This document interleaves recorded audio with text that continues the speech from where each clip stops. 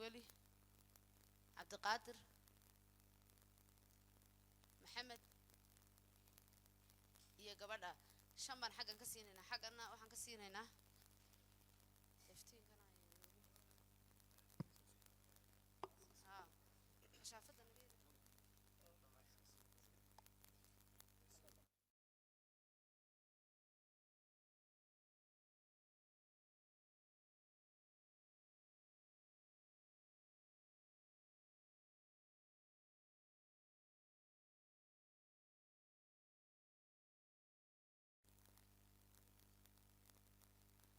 كو لبا بشير لبا صدح بشير كاكله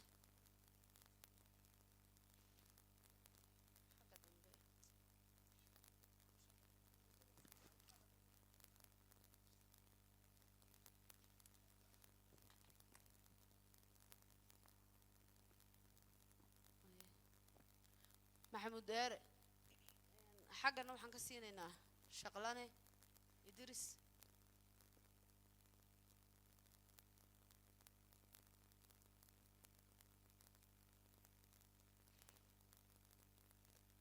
labadan xildhibaan ee isku beegan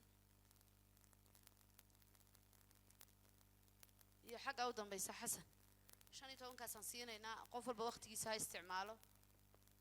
waanu soo noqon doonaa xildhibaanada dambe qofna qofku ajanduhu ka hadlay dib uu ugu noqonin wixii waxa ka baxsan ha ka hadlo xaggan aan ka bilaabaynaa bismillaahir rahmaanir rahiim afayeenka golaha marwo ayaan cabdi maxamed afayeen ku-xigeenka ibraahim xasan madaxweynaha dowladda deegaanka Soomaaliga mudane mustafa maxamed cumar magacaygu waxa wali xasuusiyo waa xildhibaan cabduule cumar waxaan ka soo baxaa degmada qadiimiga ee gobolka Nagob ama hooyada Nagob waxaan bogaadinayaa iyadoo ay jireen duruufo badan oo xukuumaddu soo wajahday sanadkii tagay sida doorashooyinkii sixir bararkii caalamka oo dhan saameeyay haddana waxaan markhaati ka kacayaa in xukuumaddu geed gaaban iyo geed dheerba ay u fuushay sidii ay u badbaadin lahayd dadka shacabka ee xukunto anigu shakhsiyan waxaan ka mid ahaa xilligii abaaraha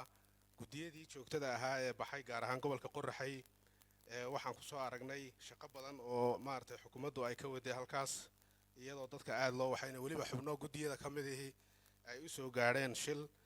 iyaga oo ma garanaysaa golaha wakiilka ah gudiyada joogtadu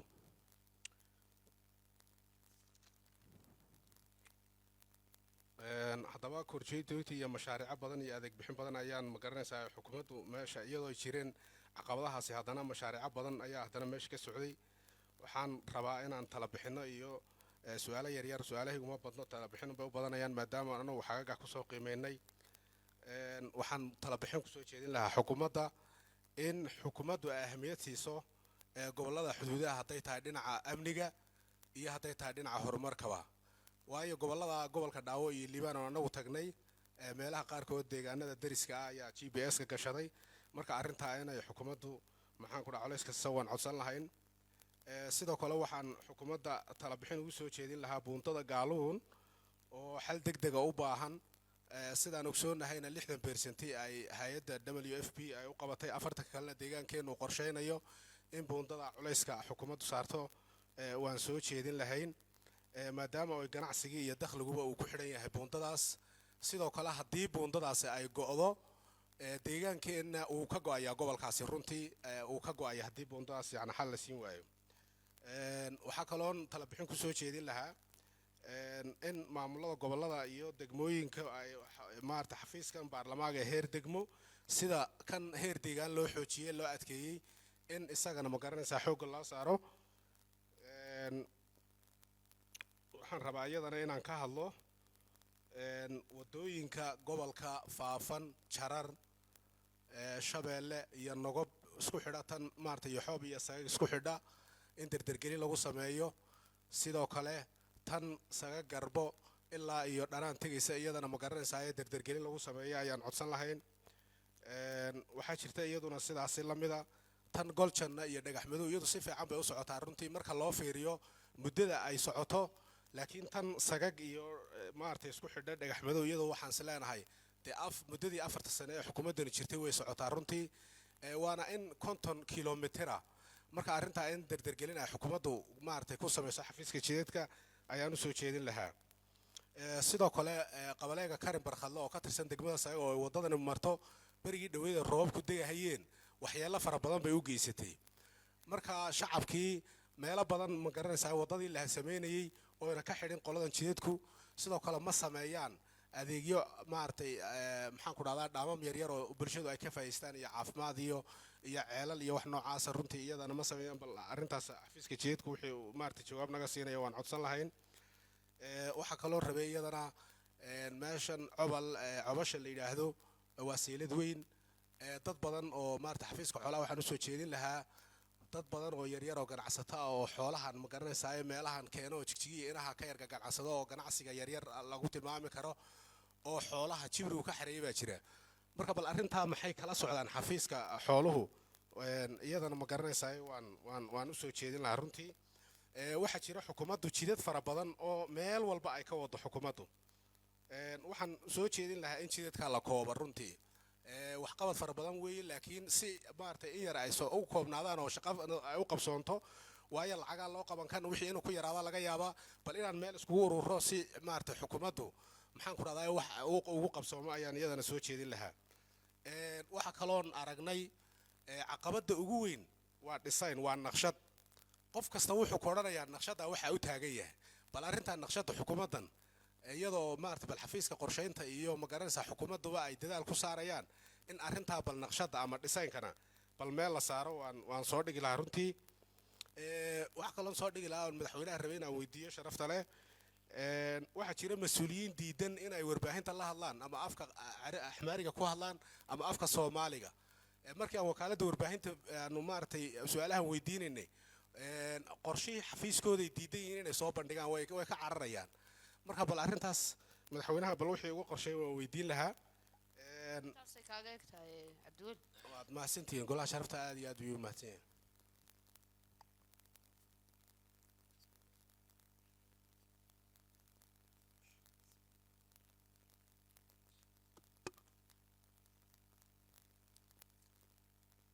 بسم الله أفيانك شرفت له أفيانك حجينك مدحنا مدحنا كحجينك لما نقولها شرفت له يو مرت شرفت بقى وان سلام يا إن جودها وربحنت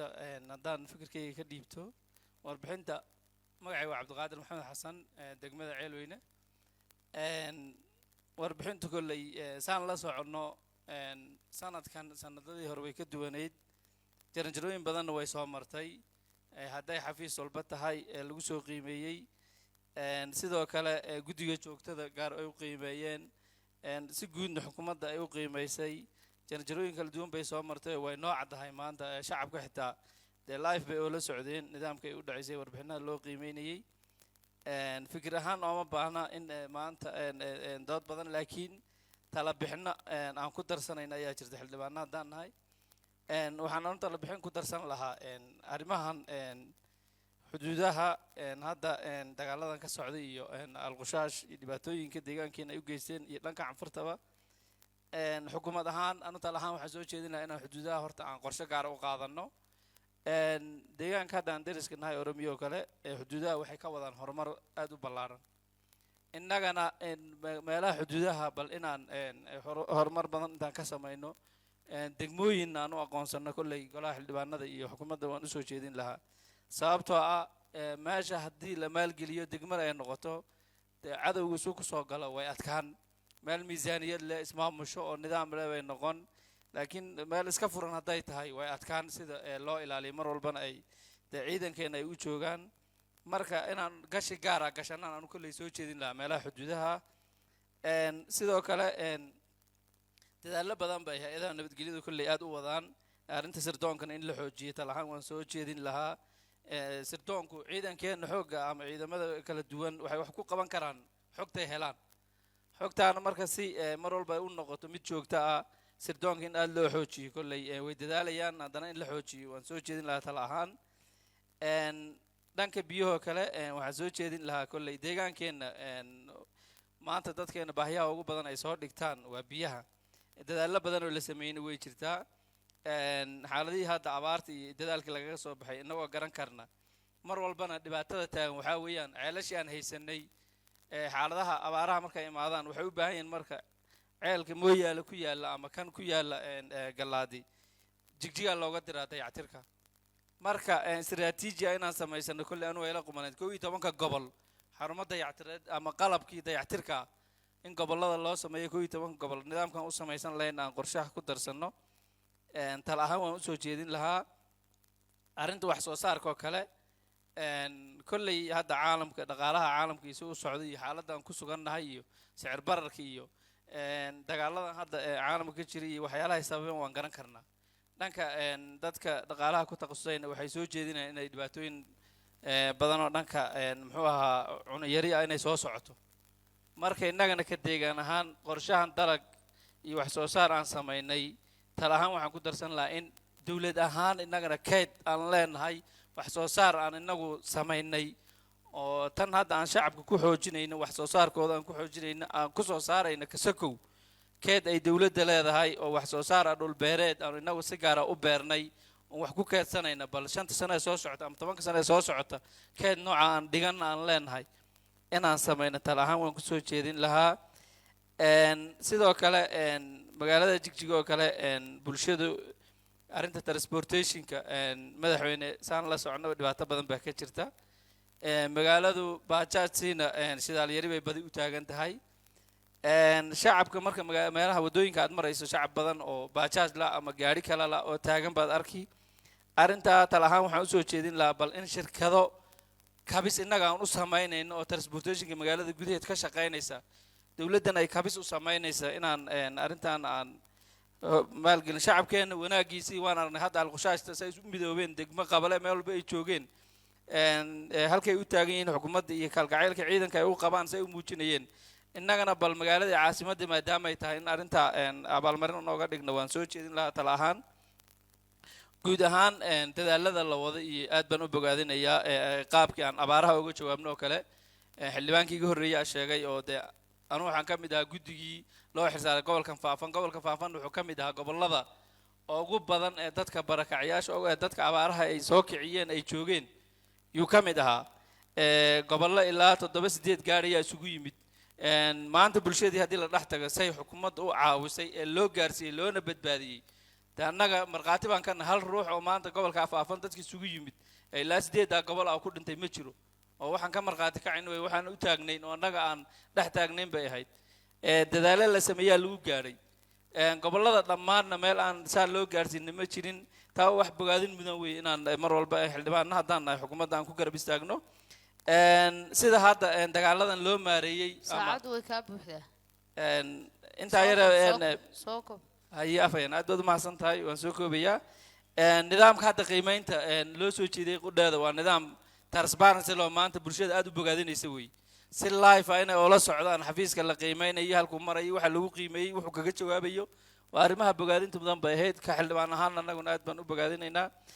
guud ahaan aad baad u mahadsantihiin anu tal ahaan waxaan soo jeedin lahaa xukuma maadaama qiimeynta jaranjar intaa leeg ay soo martay intaan aan la soconnay hadday tv tahay hadday aan fadhinay haddii walbaba tal ahaan waxaan soo jeedin lahaa marka inaan sidaa ku ansixino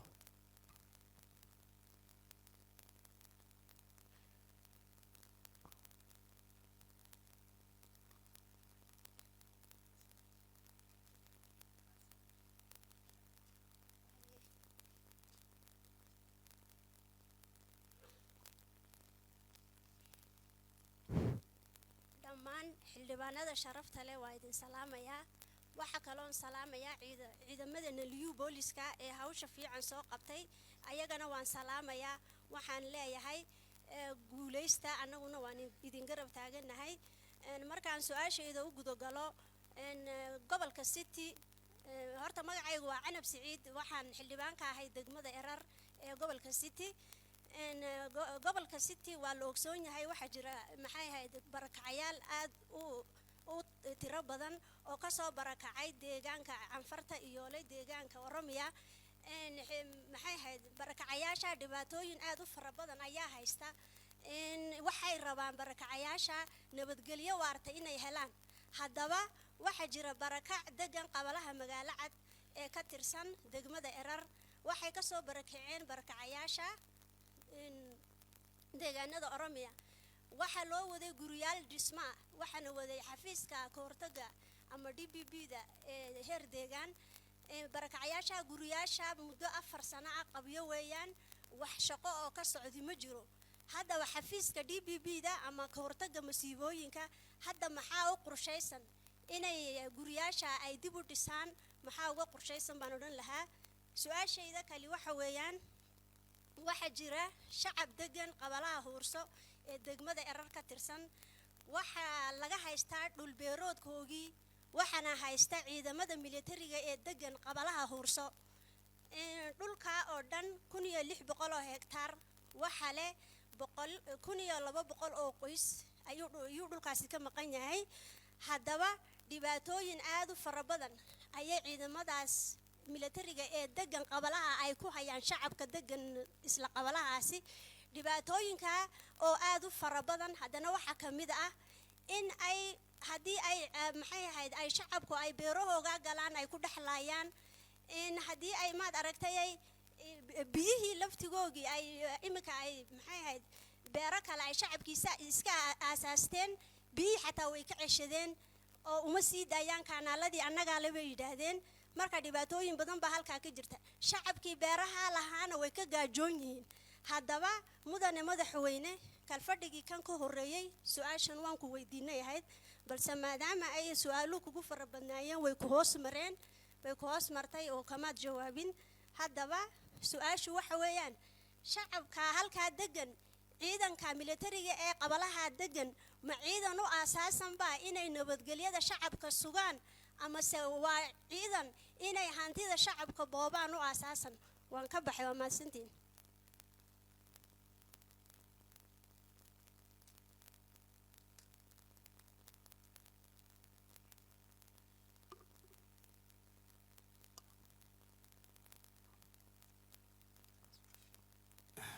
بسم الله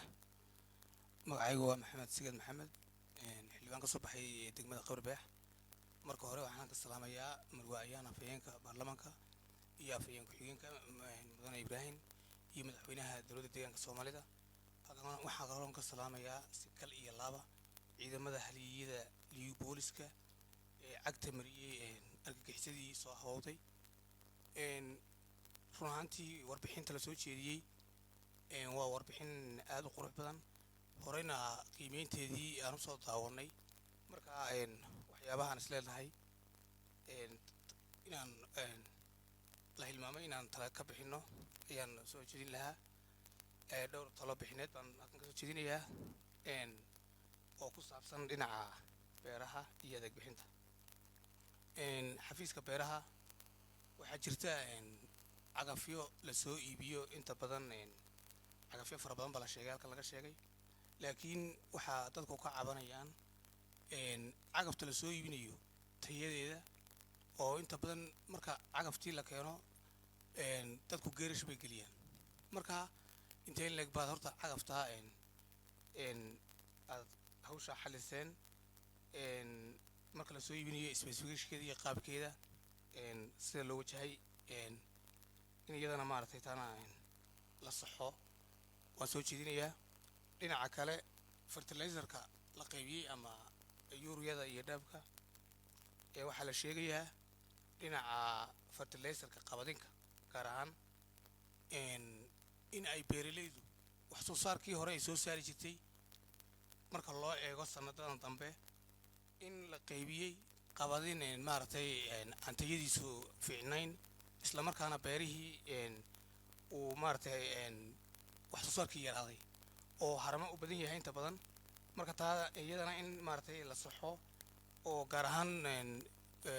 fertilizerka ay qaybiyeen ay bixiyeen WFP-du oo cabasho ka jirto taa in la saxo waan soo jeedinaynaa dhinaca kale adeega shacabka inta badan waxaa la moodaa in uu ku yeersalaysan yahay yar wejigarada xafiisyada qaar inta badan ee la xiriira dhinaca shacabka taana waxaan soo jeedinayaa bal xukuumaddu qaabka dadka loogu adeegayo in hoos loo eego oo aan adeega lagu bixinin karasho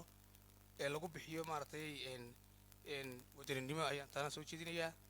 dhinaca kale waxqabadka waxaan iyadana soo jeedin lahaa dhinaca xuduudaha in maaragtay xoogga la saaro meelaha ay dhaliiluhu ka jiraan sida iminka tusaale ahaan qabaleeyadan iyo maaragtay degmooyinka ay naga soo aan xuduudda kala leenahay soomaaliya ee alqushaastu ka soo gasho taa waxaan odhan lahaa dhinacaa in bulshada gacanta lagu hayo oo waxqabadka asaasigaa sida biyaha in xoogga la saaro oo bulshada gacanta maaragtay lagu hayo si ayna cadowgeyn uga faa'iidaysan aad baad mahadsantihin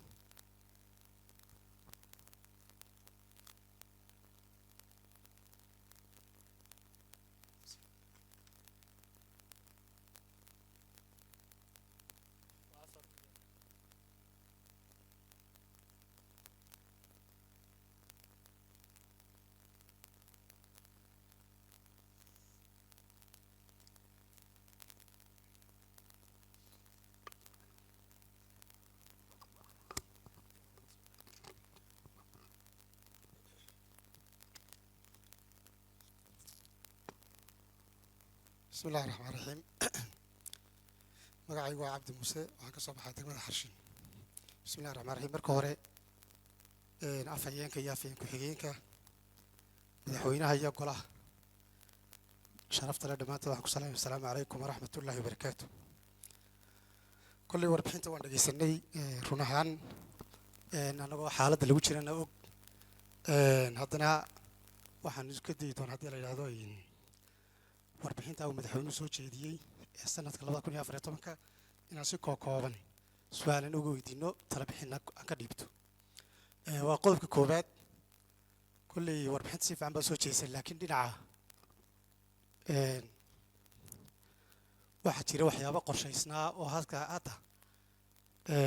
dhinaca tusaale ahaan caafimaadka oo kale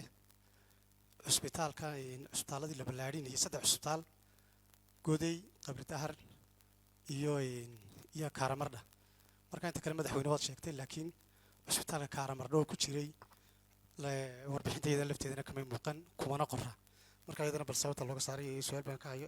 ka weydiinayaa qodobka labaad ee kale waa dhinaca xoolaha xoolo aad u badan baa hadda dhimanaya inta hadda abaarta laga soo doogay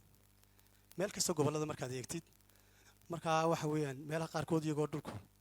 ay roobabka yeeleen haddana xoolihii looda ugu sii badnaato adhiga dhammaan waxa weeyaan xanuunaa jira markaana taana bal xafiiska xooluhu iyada lafteeda in la faahfaahiyo xanuunada bal waxay yihiin qodobka kale waxa weeyaan waa dhinaca nabadgelyada run ahaan guul baa laga soo hooyey aad iyo aad baan ugu mahad celinayaa sida fiican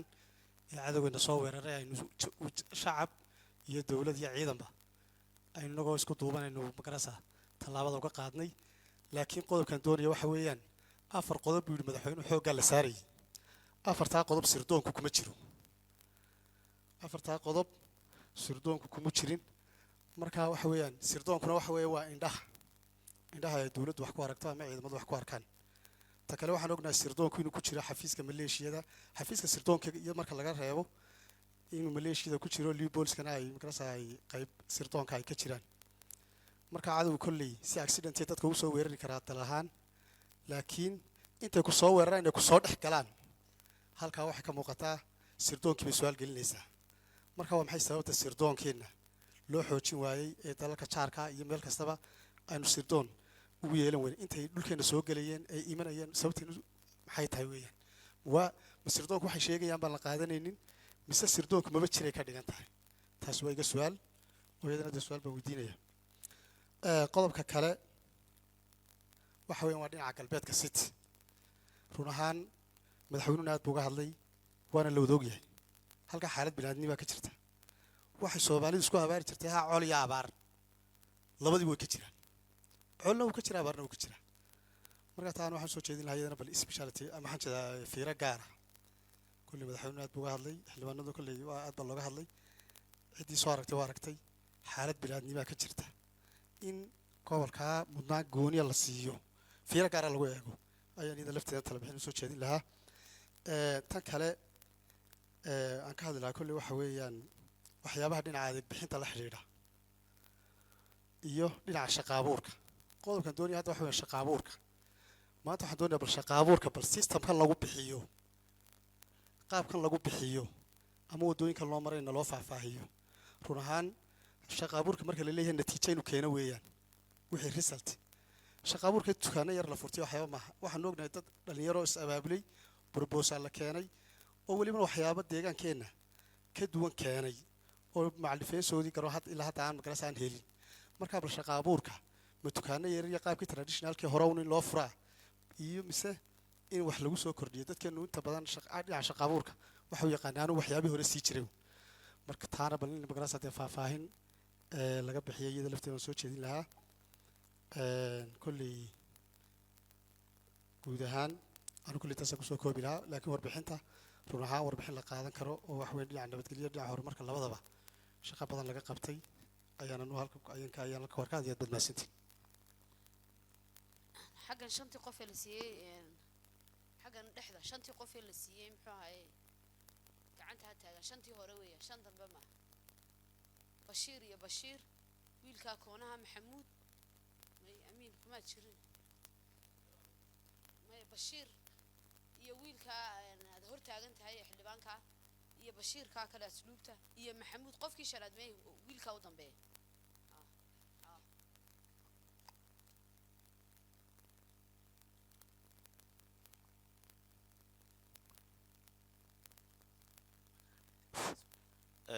بسم الله الرحمن الرحيم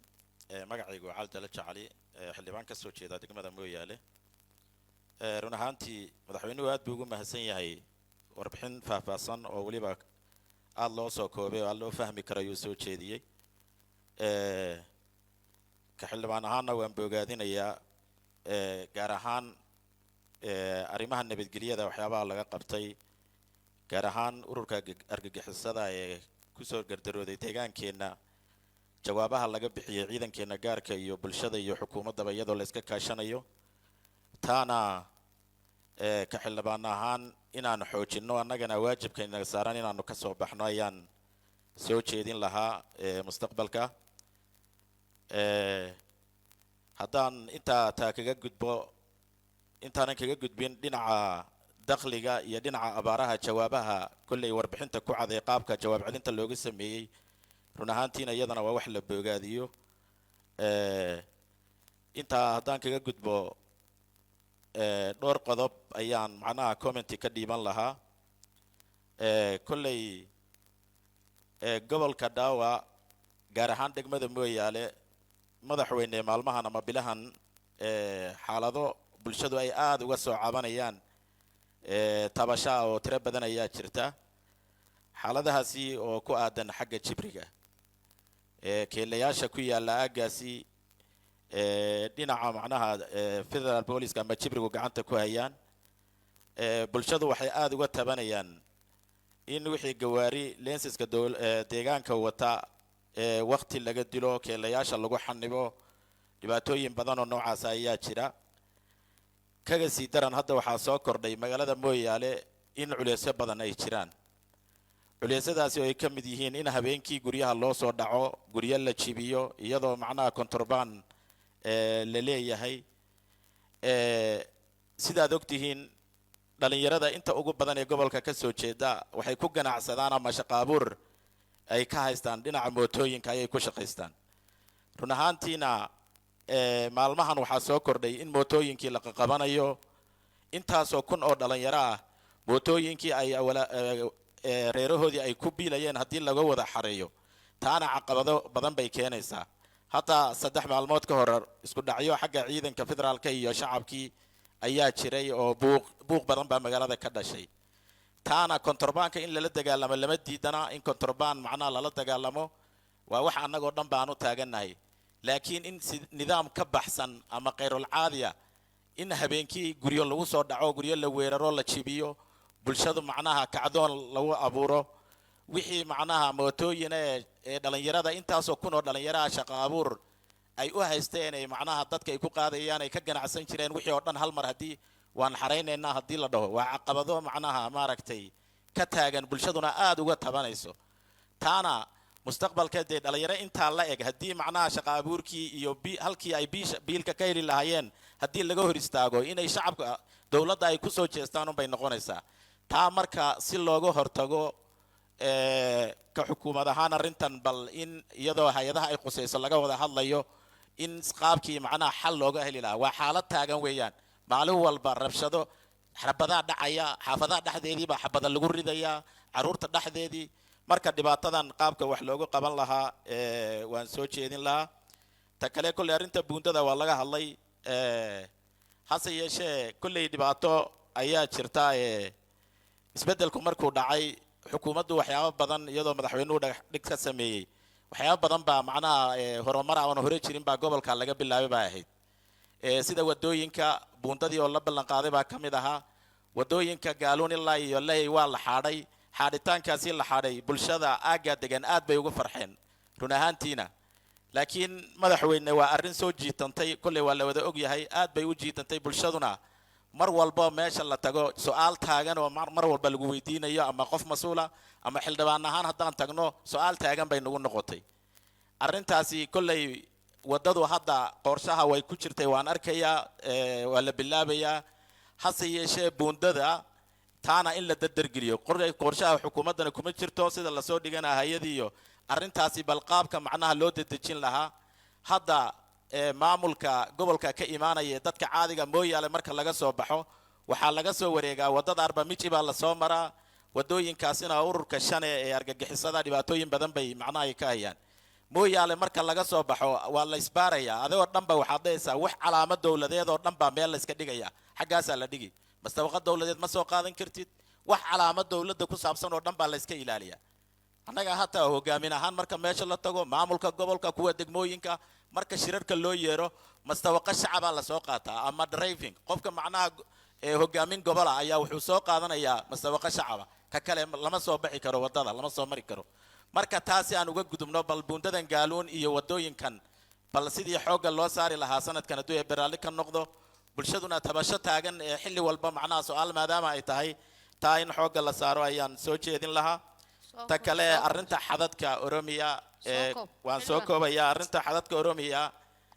kolley wada shaqayn fiican baa hadda jirta isbeddelka kadib bulshaduna isdhexgal iyo wada shaqayn baa jirta laakiin qaab kale marka loo aan u eegno kolley xadka degmooyin badan bay macnaha dhinaca walaalaheen oromiya ay ka sameeyeen ismaamullo badan bay ka sameeyeen taana bal ka xukuumad ahaan annagana maxaa inoo qorshaysan ilaan bulshada lagu kasbanayaa degmooyinkan faraha badan ee xadadka laga samaynayo iyadoo gobolka daawo keliya aan ahayn liibaan afdheer meelo badan oo ka mid ah marka taana ka xukuumad ahaan bal maxaa inoo qorshaysan ayaan soo jeedin lahaa qodobka ugu dambeeya aan kaga baxayo arrinta gobolka city waa sida loo soo dhigay weeyaan dhibaatooyin badan baa ka taagan taa bal qaabkii maaragtay arrintaasi hoos loo eegi lahaa oo wax looga qaban lahaa hadday barakacayaasha noqoto hadday amniga guudba noqoto kolley dadaallo badan waa la sameeyey laakiin taana in maaragtay xoogga la saaro ayaan soo jeedin lahaa si xubnihii iga horreeyeyba ay soo dhigeen qodobka ugu dambeeya arrinta barakacayaal fara badan oo oromiya kasoo barakacay baa gobolka daawo ku sugan degmada huudad mooyaale mubaarak barakacayaashaasina xaalad adag bay ku jiraan xaqiiqdii barakacayaashina in hoos loo eego sidii maaragtay dibujejin hadday noqoto ama dhinaca caawimaadda kolley waxyaaba badan oo laga qabtay hore way jirtay laakiin caqabado badan oo dhibaatooyin badan ee haysta daruufo maadaama ay ku sugan yihiin taana marka ka xukuumad ahaan in xoogga la saaro sida barakacayaashaasi gaar ahaan kuwa mooyaale aageedii iyo huudad ku sugan sidii wax looga qaban lahaa iyadana waan soo jeedin lahaa aad baad u mahadsantihiin xildhibaanada sharafta leh waxaan idiin sheegaynaa waqtiga aan ka faa'iidaysano waqti dheer inaynu qaadan xildhibaanada kale si ay fursad u helaan su-aalahan ayaan lagu noqnoqonin magacaabistuna gacanta iska daysa xildhibaanada kale ha qaataan fursadda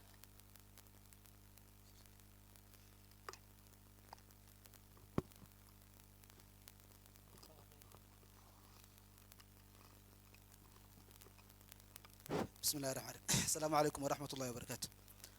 مركبات وحن سلامة يا أفيانك في كحيانك مدحونها مدحون كحيانك يدمان مسؤولين تديانك وزير قلا كابينتك يحل دوان نضا شرفت له دمان تط وسلامة يا وحنكون سلام يا سلام السلام عليكم ورحمة الله وبركاته مرات آد بعد ما سنتين فرصة نقالين عليه وحن شاء الله ورجينا إن نصير وكوكوبان أنا وجهله مركبات وحوجه الرئيسة وحا شلة أفيانكم نص دري إن سوري magacayga saddexan waa Bashiir Shaafi Umar oo ka soo jeeda xildhibaan laga soo doortay gobolka Nagab degmada Dhuxun waxaan in yar dulmari waxaan yar tala bixin sameyn waxaan madaxweynaha iyo afhayeenkuba noo sheegeen inaan dress codeka soomaalinimada iyo luuqadda intaba la hagaajiyo si aynu magaceenna iyo sumcadda soomaaliyeed aynu ku faano oo deegaankeenna iyo luuqaddeena kor u hagaajino taa inagoo ka duulayna warbixinta la keenay sidaa kama turjumayso totally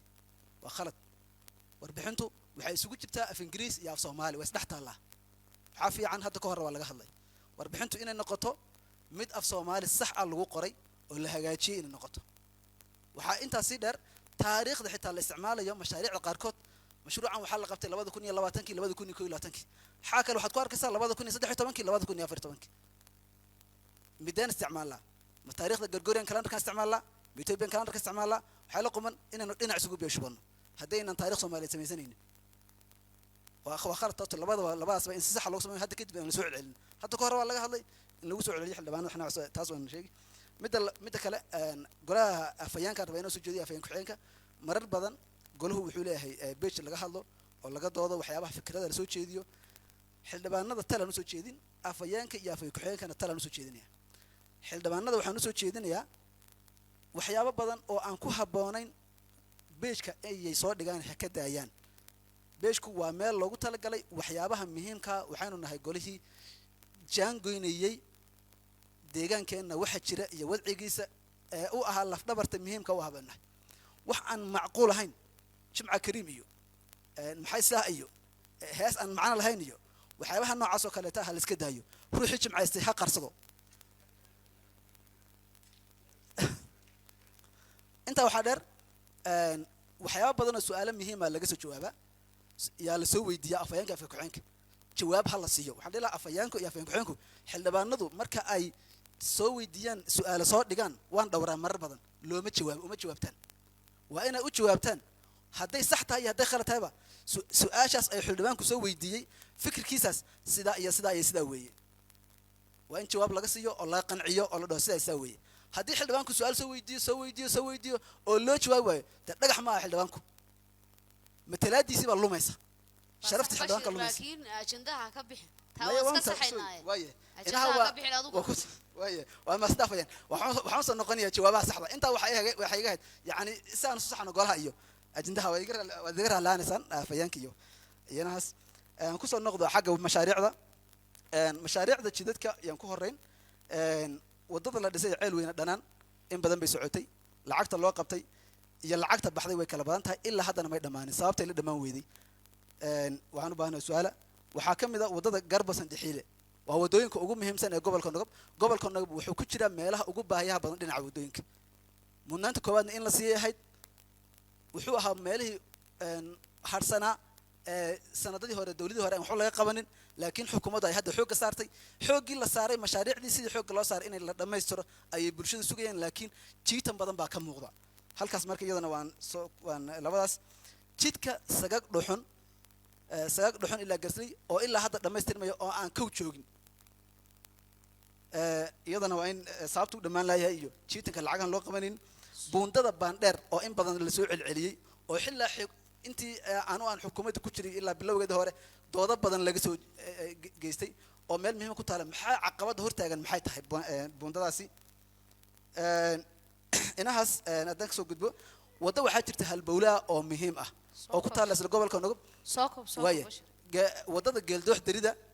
waddadaasi geeldoox darida lacag waxaa baxday ilaa iyo 141 milyan ah kowna ma joogto waxay maraysaa 2013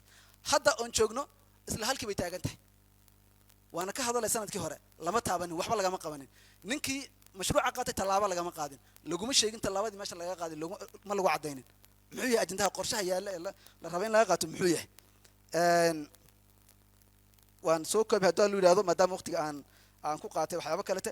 hal arrin oo muhiima haddii ogolaato hal daqiiqa igu darto oo aan rabin inaan ka hadlo waxaa weeye waxaa laga hadlay dhinaca maciishada oo aanan u xoogogaal waxyaaba badan aan oga aha oo ahayd dhinaca shidaalka kontrabaan badan baa baxaa layidhi oo shidaalka iyo waxyaaba ku saabsan dhinaca jibriga ku saabsan xaaladdaas waxaad moodaa hadda ka hor xukuumadda shirarkeed kor ku tegayseen xogtan haynay in canaan lanagu siiyey kontrabaanka baxaayey kama baxo deegaankeena keliya Ethiopia oo dhan buu ka baxaa ee hadda inaan qaadanana khalad bay ahayd wuxuu ka baxaa xadka suudaan iyo amaara kale ay leeyihiin wuxuu ka baxaa mooyaale wuxuu ka baxaa canfarta iyo jabuuti meesha ka baxaa jabuuti buu baa ugu noqdaa jibriguna way ogyihiin in lala xisaabtamo iyaga aad ku ceelisan oo tallaabo laga qaatay ahayd waa meesha ugu yar baan nahay inaku meesha keliya ugu yar baan nahay intaa waxaa dheer jibriyada deegaanada marka laga hadlayo marka laga reebo dirdhaba oo iyadu iska noqotay misraq gondar dhammaan deegaanada kaleete waxaa jooga deegaanka dad u dhashay baa jooga hadday noqoto oromia kelil hadday noqoto amaara kelil hadday noqoto tigray kelil hadday noqoto cafar kelil waa deegaankeena keliya deegaanka jibrigu uu joogo nin aan u dhalinin deegaanka maxaa inoo diiday inaan keenno oon ka hadalno waan awood baan leenahay haddii waraaq la qoro way ku filanta in la geeyo jibrigu si fiican bay noola shaqaynayn arrinka kontrabanka yaa iskale inuu la dagaalamo waxaa jira ciidan federal police oo la dagaalamo kontrabanka hooyada $100 ama kiishka bariiska ama haafka sonkorta ah ka soo gadatay wajaale dhexda ay u istaagaan way ka qaataan bashir bas okay booyada 100 litir wada afay ninka booyada 100 haye way waqtiga waan ku siiyay 2 daqiiqo dheer yaan ku siiyay aad baad maasantay way ta kale waxaan u sheegayaa xildhibaanada sharafta leh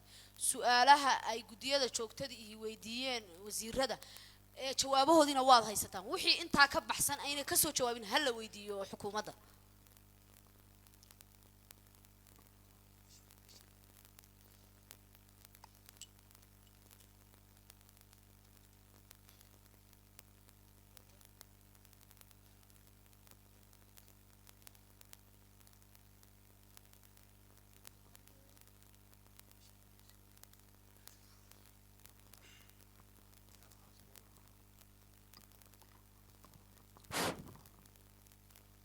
marka hore waxaan salaamayaa afhayeenka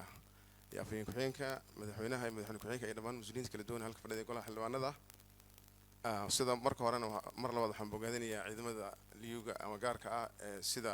geesinimadan u difaacay shacabkooda iyo deegaankooda marka fariin ahaan waxaan filayaa barnaamijkaasi si fiican baa looga hadlay waxay u baahan tahay laakiin halgan shacab bay u baahan tahay in lagaga hortago kooxaha argagixisada awal waddankan way ka dhaqdhaqaaqi jireen soomaaliya al-shabaab ama argagixisada laakiin hadda say u abaabulan yihiin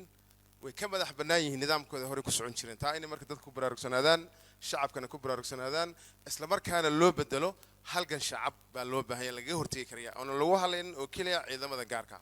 dhammaanteen waa arrin inay wada qusayso shacabka deegaanka oo dhanne waa inay sida ay ku baraarugsanaadaan hadday xildhibaan noqotay hadday siyaasiyiin noqotay hadday mucaarad noqotane sidii looga jawaabi lahaa waa inaan halgan shacab u bedelno weeye intaa haddaan ka gudbo dhowr su-aalood baan qabay su-aasha koowaad waa arrin soo noqnoqotay oo in badan laga hadlay waa cusbitaalka wardheer inta badan shacabka iyo dowladdu muddo badan bay soo jiitantay oy ka hadleen oo cawshadooda meel walba waan geynay hadda ugu dambayn wardheer waxaa la yidhi marka daraasaad baa lasoo sameeyey magacayga saddex raalaada waa bashiir axmed xaashi oo laga soo doortay gobolka doolo gaar ahaan degmada wardheer dhakhtarka marka cusbitaalka wardheer hadda ugu dambayn waxaa la sameeyey daraasaad waxaa la sameeyey tartan baa la dhajiyey shirkado kala duwan baa u tartamay shirkadihii shirkad ka mid ah ku guulaysatay markay ku guulaysatay ee heshiiska geli lahayd ba haddana waxaa la yidhi lacagta aad kusoo tartantay way badan tahay that means waxay ka dhigantaan u malaynaya marka componentyo in laga saaro mudan baa ku jira yeelata haddii laga saarana waxaa imanayso in haddana adeegii bartii uu ku bargo'o marka sidaas darteed kolley dr muuse inuu arrintaa bal faahfaahin ka bixiyo maadaama shirkaddii iyadina qayladaa soo celisay ma waxaa jiro componentyo dheeri ah oon heshiiska aan ku jirin lacagta sababtii ku badatay ma aanaan fahmin marka arrintaas inaad jawaab faahfaahin laga ta kale waa arrinta wardheer biyaha magaalada caasimadeed bay noqotay way ballaaratay population badan baa ku nool halkayd bay leedahay inkastoo kuwo kale hadda ay socdaan oo la dhisayo haddana halkaa kayd dadka qaybtan wakaaladda biyaha dhibaato fara badan baa ka jirto oo dadka biyo ku filan ma gaarsiinayso markaad eegto waxay ku odhanayaan shidaal ma hayno operation costiga annagaa soo saarno mushaarka annagaa soo saarno haddana dakhli nagu filan ma soo saari karno waan ka filanay arrintii arrintaa marka waxaan kala hadalnay wasiirka biyaha sheekh xasan wuxuu yidhi degmada iyo gobolka iyo wakaaladii u taallaa markaan wakaaladii dib ugu noqonay la shirnayna wuxuu sheegay dadkii hore ee shaqadan gacanta ku hayay lacag fara badan oo amaaha lagu lahaa inay soo wareegtay isagana amaahdii aan laga bixinin shidaal ku filan uusan haynin shaqaalihii mushaarka uusan haynin dadka biyaha cabaya laftooda ay tiradooda yar tahay ayna iswadin karin wakaaladii marka mayna qurux badnayn kow in kabis loo sameeyo in deficitkii sanadkii hore iyo sanadihii hore mas-uuliyiinta ka sarreysay wiilka ka horreysay ay galeen in xafiiska biyaha uu xalliyo kadib si cusub shaqada loogu bilaabay dadkii biyaha u cabbaan ta kale iyadana waxaan ku darayaa waxaa jirta degmada lahel yucub gaar ahaan tuulo barwaaqo waxaa degan population fara badan oo barakacyaal ah waxaa qorshaha ugu jira in loo qodo ceel biyood sanadkan lama qodin waxaa la yidhi sanadka dambaa la qodi kadib waxaa jiray xilqaan ay sameeyeen bulshada halkaa u dhalatay iyo qurbi joogtooda waxay soo ururiyeen lacag dhan $8,000 si ay markaa hay'ado madax bannaan ay daraasaad ugu sameeyeen meelaha ay biyaha ku jiraan daraasaadkiina way sameeyeen raboodkii oo dhammaystiran waxaan rajaynaya xafiiska biyaha in la keenay laakiin hadda sanadkanne waxaa dhacday in aan qorshahana lagu darin ceelka horena aanan loo qodin haddana dadkii halkii booyada waxay ku shubtaan lacag $2,000 mana awoodaan waxay u taagan yihiin ay qarka u saaran yihiin inay haddana kasii barakacaan meel kale u barakacaan marka taas iyadana in wax laga qabto ta kale waa shidaalka weeye markaan shidaalka hadalina gobolka doollo arrimaha ugu muhiimsan waa caafimaadka iyo biyaha doollo kama jira light 24 saaca bataata waxaan isticmaalnaa waa shidaal iyo solar weeye haddii booyadda biyaha ay soo dhaaminaysa ay wada shidaal ay ku keentay dadka ugu qaybisay biyihii dee booyadda way istaagaysaa haddii ceelkii loo waayo generatorka shidaal lagu shubo waxaa weeye dee shaqada iyadan way istaagaysaa caafimaadkii si leeg marka iyada lafteeda bal in koota gaar ah loo eego qaybaha maadaama dee biyihii iyo caafimaadkiiba ay ku xidhan yihiin shidaalka in iyadana taalis haddaan taa ka gudbo waxaan u gudbayaa xafiiska beeraha waxaa jira barnaamijkan hadda FTC-yada oo kale bataata waxaa laga yaabaa deegaanka in hal FTC oo ka shaqaynaya howlgeliya ayna jirin shiro soo koob waqti dheer iyo waa soo koobaya afayeen waxba kuma dhinna waan soo koobayahay waxaa jiro iyadana manhajka waxbarashada 2014 waan ka gudubnay 2015 baa hadda gelaynaa degmooyinka lacagtooda ayagaa soo shubtay ilaa hadda manhaj lama geenin waxaa leeyahay manhaj cusub baa la diyaarinayaa haddana sanadkan miisaaniyad baa loo qabtay marka miisaaniyaddii sanadka hore xagee martay tan dambe loo qabanayana maxay tahay waxaa jirta iyadana iskuullada 2014kii hadda xarigga laga jaray 2013kii ama 2013kii qaarkood waxaa ka muuqda dayax fara badan dumitaan baa ka muuqda marka nimanka qandaraaslayaashaha ee lagala wareegay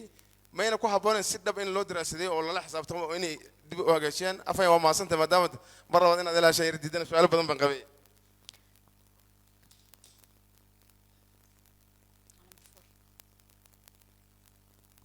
waxaa laga hadlay ha ku celcelinina xildhibaanada sharafta leh waxaan ka codsanaynaa barakacyaasha waa laga hadlay ha ku celin ajendayaasha kale ama su-aalaha kale een qabno aynu ka hadalno بسم الله الرحمن الرحيم أفيانك شرفت له أفيان كحيانك مدحوينها دولة ديانك الصومالي دا مدحوين كحيانك إيو رمان حلي معنا دا شرفت له والسلام يا مركب كوباد وحن كوب بالله يا مارتهم مهد علن ماركتي سوجيدنا سوري معي ومحمود عبد الله علي حلي معنا لقى صدرت قبل كشبيلة قارهان تقمدي إيمي بري haddaan ku bilaabo mahadcelinta ciidamada liu booliska geesiyada ahaa dadaalka ay sameeyeen iyo runtii maaragtay cadow ay hortaagan yihiin aad baan ugu mahadcelinayaa waxaa kaloo mahadcelinaya mar labaad mahadcelinta ku celinayaa madaxweynaha iyo maaragtay tiimkii la socday maaragtay cabinetka ahaa ayaga laftoodu dagaalka ka qayb qaatay sida ciidamada liu booliska ay maaragtay uga qayb qaateen laftoodu dhinaca ka ahaa ee ka garab dagaalamaya dagaalka qaybta ka ah iyagana mar labaad baan u mahadcelinayaa intaas haddaan ka gudbo dhowr xafiis oo kooban su-aalo kooban iyo talo bixin yar baan soo jeedinayaa haddaan ku bilaabo xafiiska macdanta iyo shidaalka waxyaabaha maaragtay xafiiska u qorshaysnaa ee inta badan xoogga saareen waxyaabaha biogaska iyo solarka ayaad xoogga u saareen aniga aragtidaydana waxyaabo ka muhiimsan oo yaa u yaalay oo sida macdanta iyo shidaalka ah waxay sheegeen inay kormeer badan ku sameeyeen qaybta solarka iyo maaragtay biogaska iyo meelaha degmooyinka iyo santarada laga sameeyey laakiin kama muuqato shaqadooda iyo wixigooda iyo dabagalkooda saan ognahay mashaariic waaweyn oo maaragtay xagga shidaalka iyo ceelqodida ayaa ka socda waxyaabo badan oo environmental impact ana way leedahay ama saameyn ah waxyaabaha saameynta mayna ku soo darin ama kormeerada ay sameeyeen ama dabagalada ay sameeyeen dabcan waan ognahay in federal level ay jirto dabagalaha laakiin ayaga doorkoodii kama muuqdo meesha marka xagee maaragtay maxaa ka saaray meesha su-aashaas aan weydiin lahaa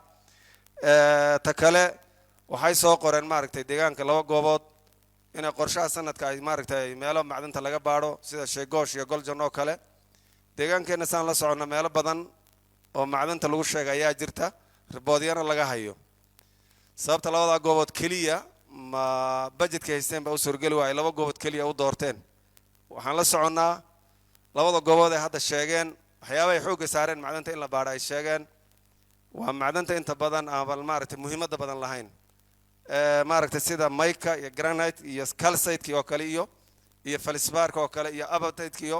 waxyaabo ka muhiimsan baa jira macdan ka muhiimsan oo deegaankeennan aad ugu badan baa jira tusaale ahaan haddaan soo qaadano yacni meel iyo laba haddaan ka soo qaadan mooyaal oo kale dahabka ayaa laga hela laba qodo dee hadday hadda ka hor sameeyaan ma garanayo laakiin kama muuqato waana meelo muhiiman ognahay tusaalaha labada kale haddaan soo qaadano sida maaragtay meesha la dhaho maaragtay dambal oo kale iyadana meelo badan baa laga helaa sida maaragtay jarnetka iyo waxyaaba la midka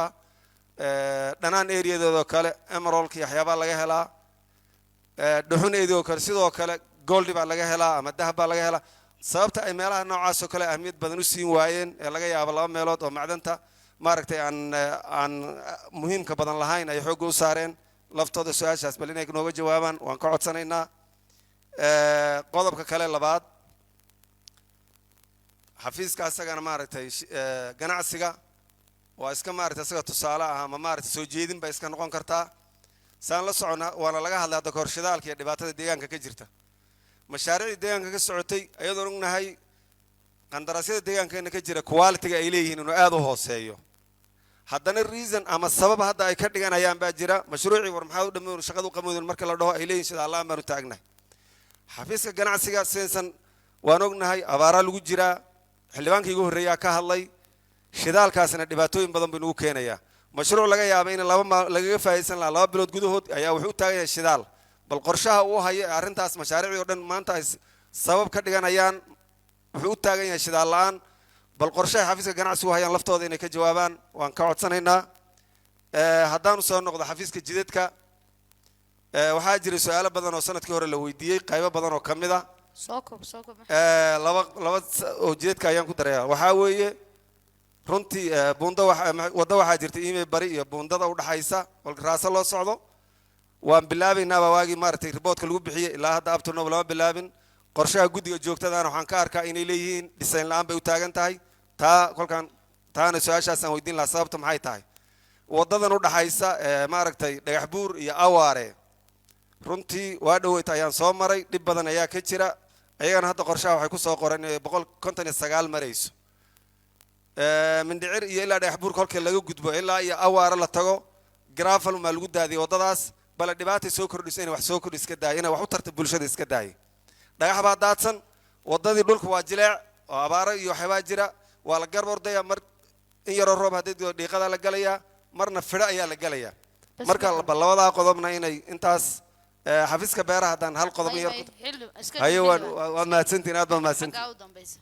waqtiga ha ku darsanina haddaan mikrofoonka qaatood aragtaan waa haddaan idiin soo jeedo la socda wiilkan koodhka madax xildhibaanka muraayadaha xidhan ha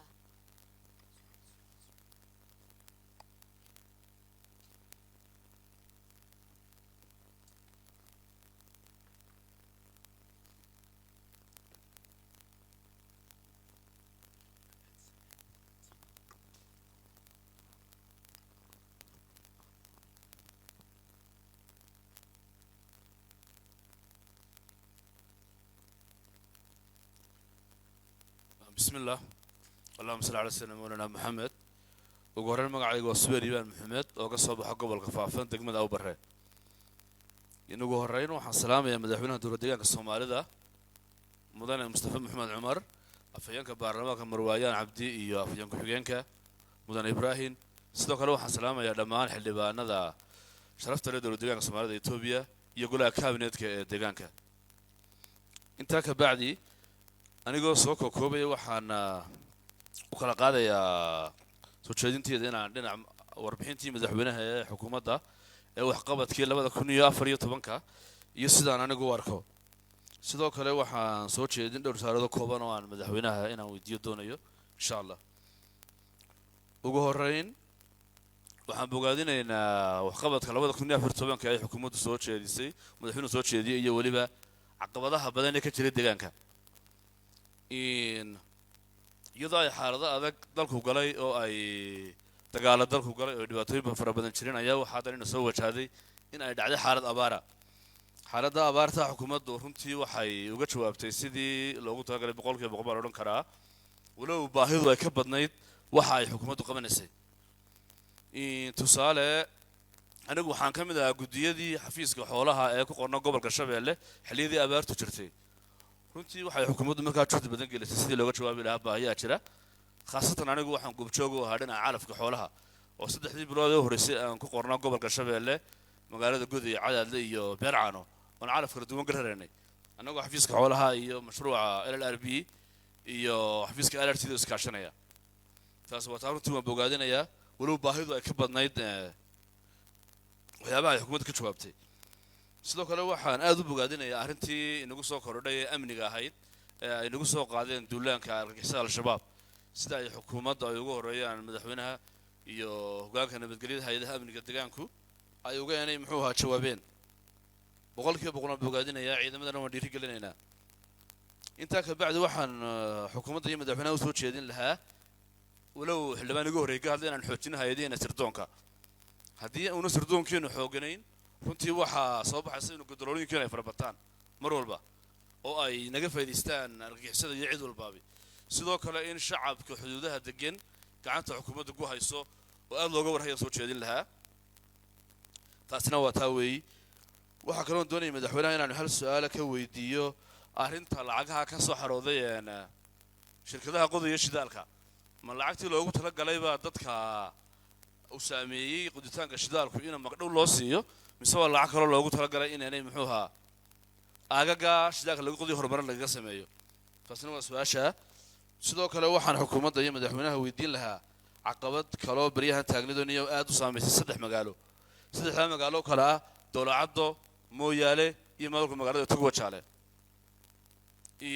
markii uu dhacay sixir bararku ayaa waxaa la qaatay go'aamaha in 3 magaalo ay saameyn ku leeyihiin maadaama xuduud ku yaalaan lacag badan oo dollarina ay maraan in xagga ay caqabad ka imanayso laakiin runtii madaxweyne waxaan odhan karaa waxaa soo baxday muddo kadib 2 bilood ay xidhnaayeen in dollarku oo tusaale taagnaa maalinkii la xidhayay 76 ama 7600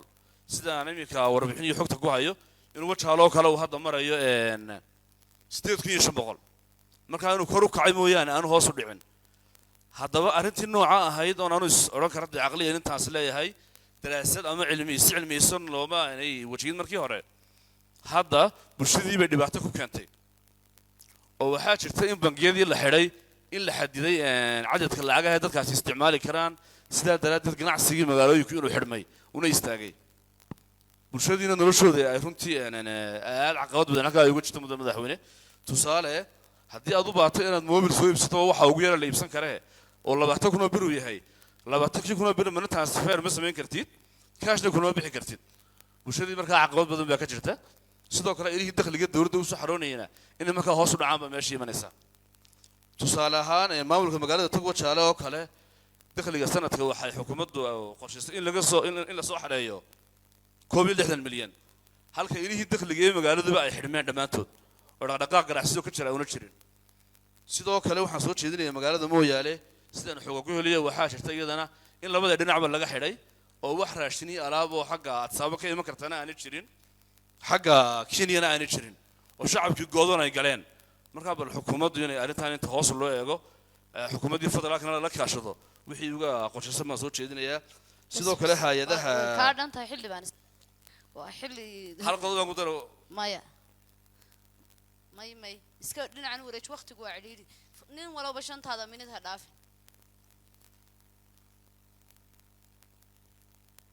main pointiga ka hadlay iyo waxa aan laga hadlin xaggan u horeysa ka bilow 5 daqiiqana ku xisaabtan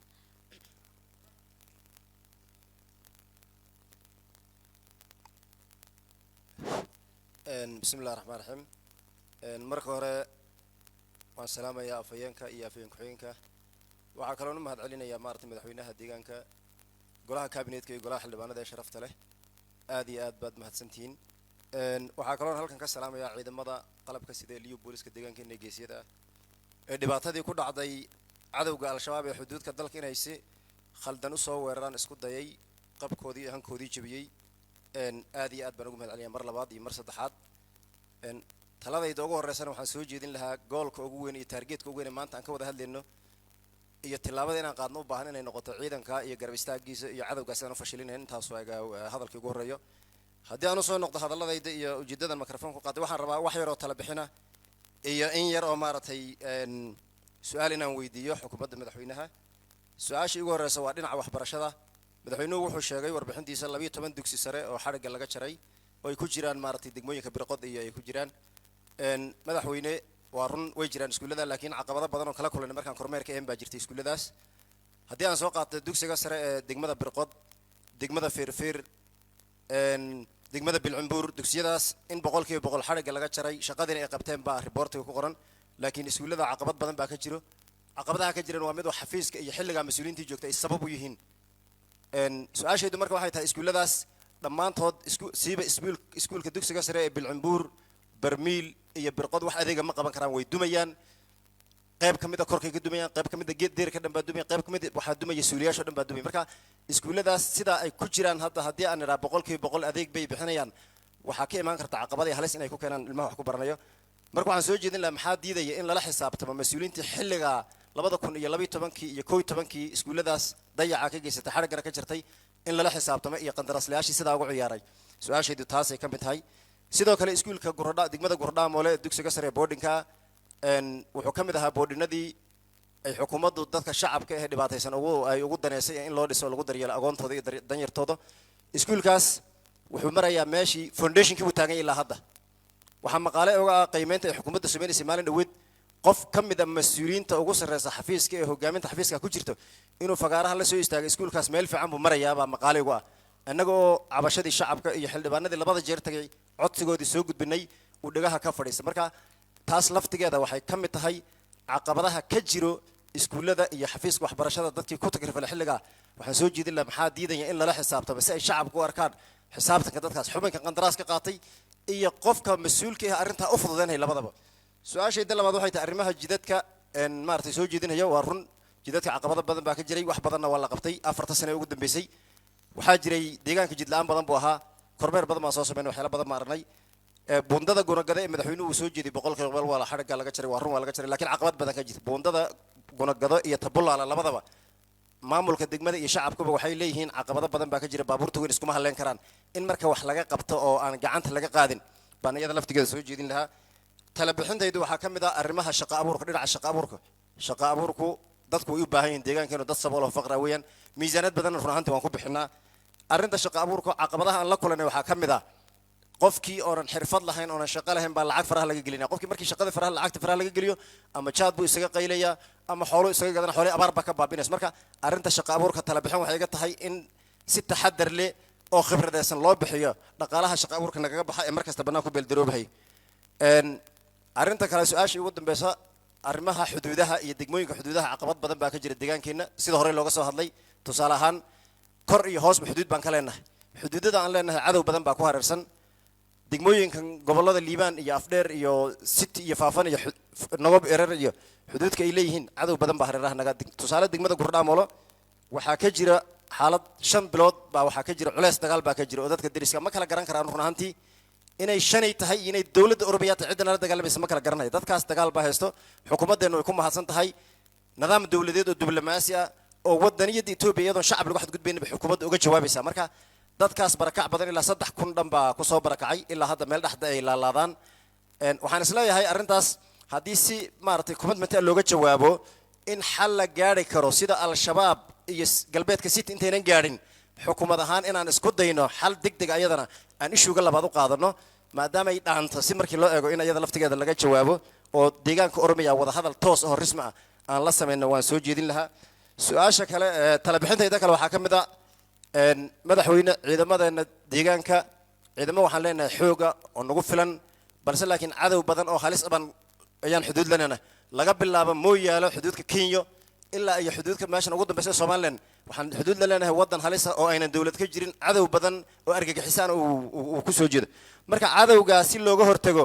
deegaankeena dad naf iyo maalba uu u diyaar garoobay arrinta isweydiinta badan waxay tahay anigu aan meesha raba inaan arrintaas aan isweydiino deegaamadan Ethiopia in diris ka nahay in walaalaha nahay cadowgan wadanka ku soo foolay inaga hortaagan ciidankeena hortaagan oo ku dhibanay naf iyo maalba waayahayo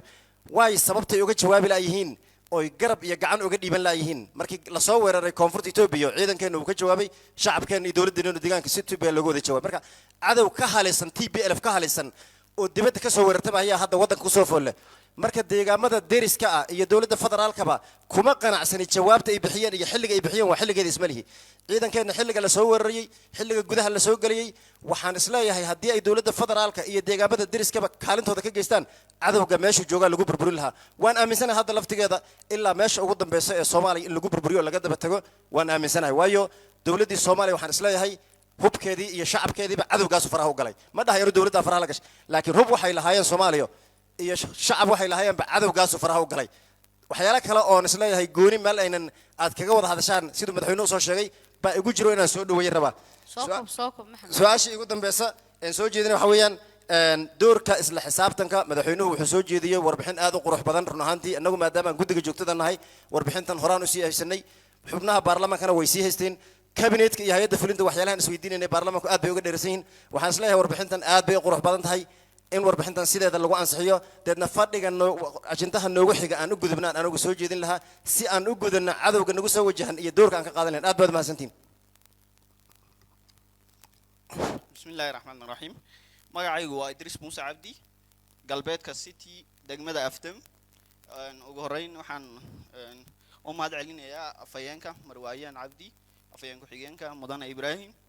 iyo sidoo kale madaxweynaha dawladda deegaanka iyo madaxweyne ku xigeenka golaha xildhibaanada hogaaminta kala duwan markaan intaa ka gudbo waxaan aad iyo aad ugu mahad celinaynaa ciidanka gaarka difaaca ay sameeyeen iyo shacabka midnimada muujiyay ee deegaanka aad iyo aad baan ugu mahad celinaynaa madaxweynaha oo ah abaarduulaha ciidanka isagana si gaar ah ugu mahad celinayaa iyo xukuumadda la socotayba intaa haddaan ka gudbo kolley arrimaha abaaraha jawaab fiican baa laga bixiyay taa kolley waxaan u ahayn markhaati baan u ahayn nidaamka cadcadaanta qaabka wax loo gaarsiiyay bulshada waxaas oo dhan goobjoog baan u ahayn marka taa waa wax qabad wanaagsan waan bogaadinaynaa dhinaca dhaliilaha markaan u gudbo arrinta koowaad ee ka hadlayo waa arrinta la xiriidho dhinaca xuduudaha ayaan ku horeyn waxaan ka bilaabi Mooyaale oo goobihii aan tagnay kamid ahayd dhibaatooyinka inta badan degmada Mooyaale waa laga hadlay labo arrimood baan anu ka hadlay arrin waxa weeyaan degmada Mooyaale waxa ku nool shacab badan oo Soomaaliya ganacsigana inta badan iyaga gacanta ku hayo hadda waxay ka ganacsadaan bajaajli fara badan baa jirto bajaajta taarkada Oromiya lagu wada xidhay deegaankeenu wax taarga umuunan geyn waa la geey mar waa la soo celiyay marka arrinta taarkada saameyn bay keenaysaa waxay ku tusaysaa dadka taarkada marka la arko inay deegaanka Oromiya bajaajtaasi leedahay sidoo kale dhinaca adeega asaasiga marka laga hadlo laydhka oo kaleeta deegaankeenu hoostaga balse 5 sano lama bixin biilkii sababtoo ah shaqaalihii ku qornaa goobta way ka soo tageen maamulku way isxil qaadeen qolba u kireeyeen inay deegaan gurigii loo kireeyay way ka soo guureen way ka yimaadeen walina kuma laamin shacabkana dhibaata ku haysato haddii xarig yar dhaco waxay dhahayaan anagu mas'uuliyadda ma qaadi karayno ma hagaajin karayno dhahayaan marka waxaan isleeyahay dhinaca gobolada xuduudaha mudnaantii loo baahnaa lama siin dhaliilaa ka jiro dhinaca amniga hadday tahay dhinaca siyaasadda hadday tahay iyo dhinaca horumarka hadday tahayba liibanna saas oo kale bay la mid tahay oo adeegyada asaasiga dhibaato fara badan baa ka jira markaan u imaado galbeedka city kulley waxa hadhay waa hal degmo waa hal magaalo waxa hadhay ee gacanteena ku jirto magaalada hadda khatar fara badan bay ku jirtaa 14 kilomitir baa loo jiraa anfarta markaan eegno 14 kilomitir baa u jirtaa tan la helay oo 23 kilomitir u jirto 2 kilomitir baa u jirtaa marka xaggan tan la helay antay ka xidho xaggan kalena ka xidho de magaaladaasi riski fara badan bay gacanteena kuma jiri karto waqti dheer marka khatar fara badan baa ka jirto rajada kaliya shacabku qabeena waxay ahayd in la sameeyo maamulo dhulka difaaci karo arrintaana rajadiisa waxay u egtahay arrin rajadiisii dhimanaysa u egtahay hadda markaan eegno dhinaca maamulada deegaanada kale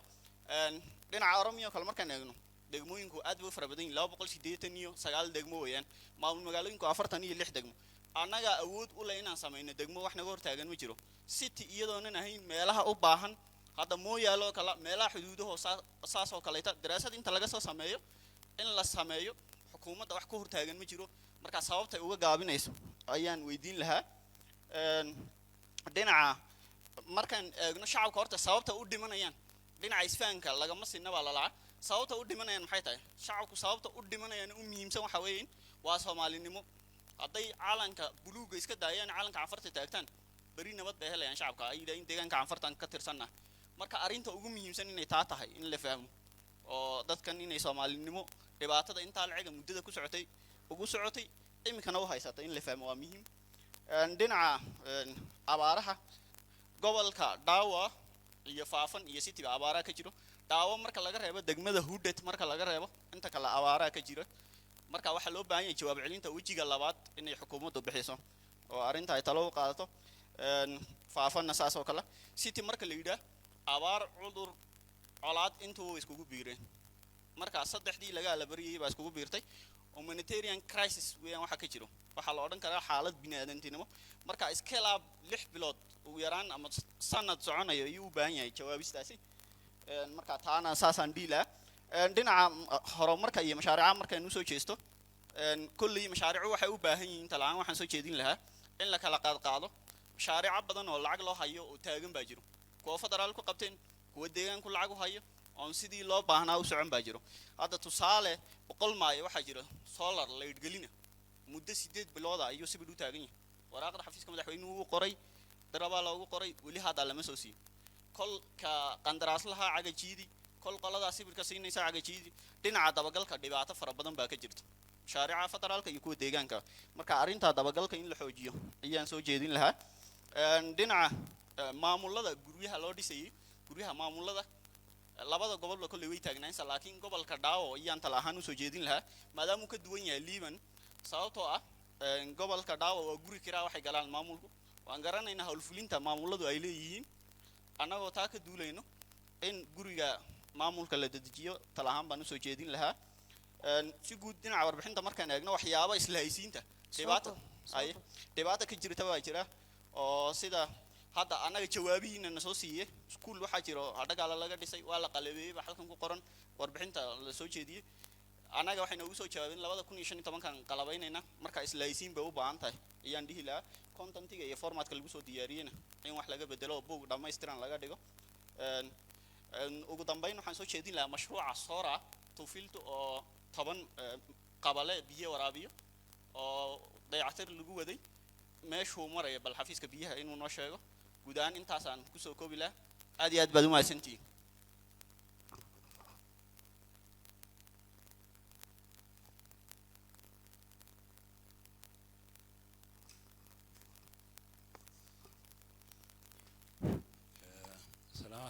السلام عليكم مقعي واخضر محمد قبل قفدير دقمة راسو أفينك إيو مدحوينها إيو أفينك وحينك إيو قرقبا أدبو سلامي waxaan bogaadinayaa warbixinta uu madaxweynuhu soo jeediyey aadka u tafatirray su'aalo yar iyo talabixina ayaan ka qabaa talabixinta koowaad waxa weeye warbixinta kulley annagana la siiyey formatka u taallo waxaa fiicnaan lahayd in la waafajiyo structureka miisaaniyaddeenu leenahay qaabka ay u taallo in la waafajiyo oo maamulka iyo adeega guud horumarinta dhaqaalaha iyo arrimaha bulshada saddexdaasay u taallaa miisaaniyaddeenu iyo otheriska oo waxyaabaha contingencyga marka qaabkaa in formatka la waafajiyo laakiin hadda eega way formaat kale ay waafajintahay anoo aada u bogaadinaya xafiiska qorsheynta isbeddelka uu ka sameeyey xagga warbixinta qaabka u habaysan tahay marka la barbar dhigo warbixintii 6 bilood ee hore u soo aragnay iyo formatka iyo qaabka uu habeeyay aad baan u bogaadinaya taa waa mid ta kale waxa weeye calculationna gudaha ku jiro oo u baahan in dib loo habeeyaa jira tusaale ahaan oo kale xafiiska jidadka oo kale miisaaniyadda uu bixiyey iyo guud ahaan qiimaha bundooyinka iyo jidadka ku baxay oo kale 67% ayaa financial statuska ku qoran laakiin actually marka la calculate gareeyo wax kale weeye marka waxyaabaha errorska noocaas oo kale in la saxo taas waa mid ta kale waxa weeye si guud deegaankeenu kolley infrastructure deficit badan baa jira oo sababtaa weeye sababta aynu xoog u saarayno dhismayaasha iyo inaan wax dhisno laakiin caqabado badan oo dhismayaasha iyaguna iyo dhibaato badan oo iyaga laftigeedu maamulkii ay ku keenayaan baa jira tusaale ahaan oo kale haddii aan si guud feasibilitygii mashruuca una dhammaystirnayn dhibaato badan bay keenaysaa waxaa ka mid a in meeshii mashruuca laga dhisayeyba aan lahayn oo marmar ay qandaraaslihii isla wareerayaan ma garanaysa marka iyadoo oo aan land ownershipkii una xafiisku uu helin inuu qorsheeyo daraasaadkii uuna samayn meeshii laga dhisi lahaa ee ku habboonayd in mashaariicda qaarkood la iska bilaabo aad bay yani delay badan bay keenaysaa tusaale ahaan qabri bayax oo kalaa ka mid a meeshii laga dhisayey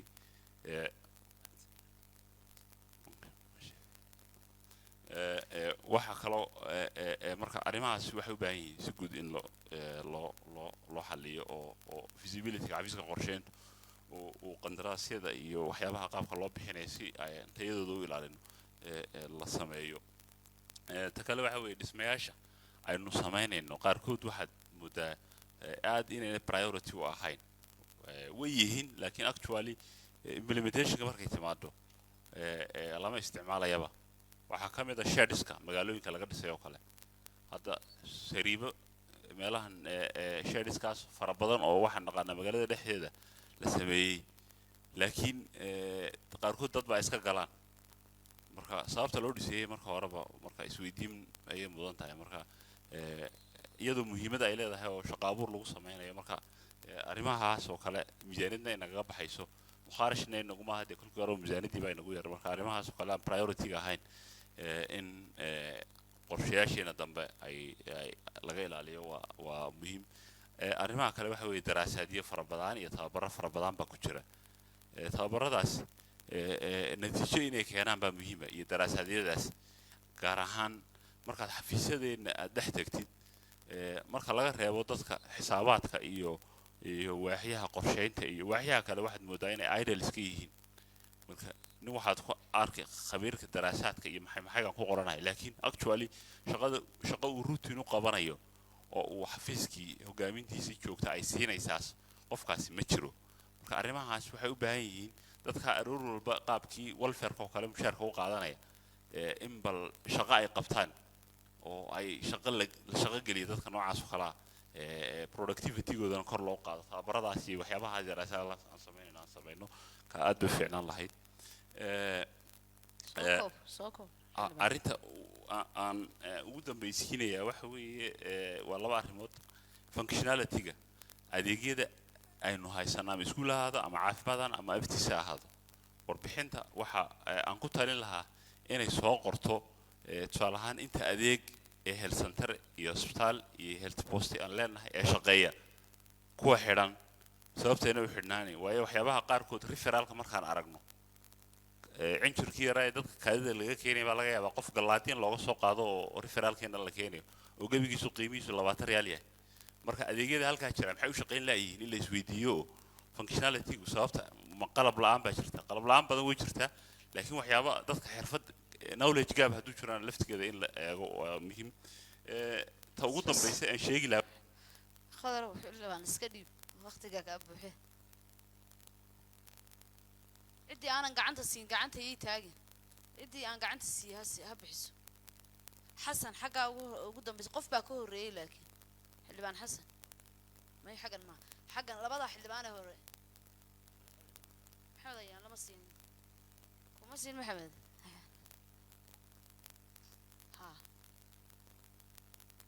xildhibaan walba markan codka bixinayna lambarkiisa ha haysta yaan laga qaadan xildhibaanada gacanta gadaal ka taagayana hadda ayaan waan siinaynaa fursadda dambe raxiim marka hore waxaan salaamayaa afhayeenka iyo afhayeen ku-xigeenka madaxweynaha dowladda deegaanka soomaalida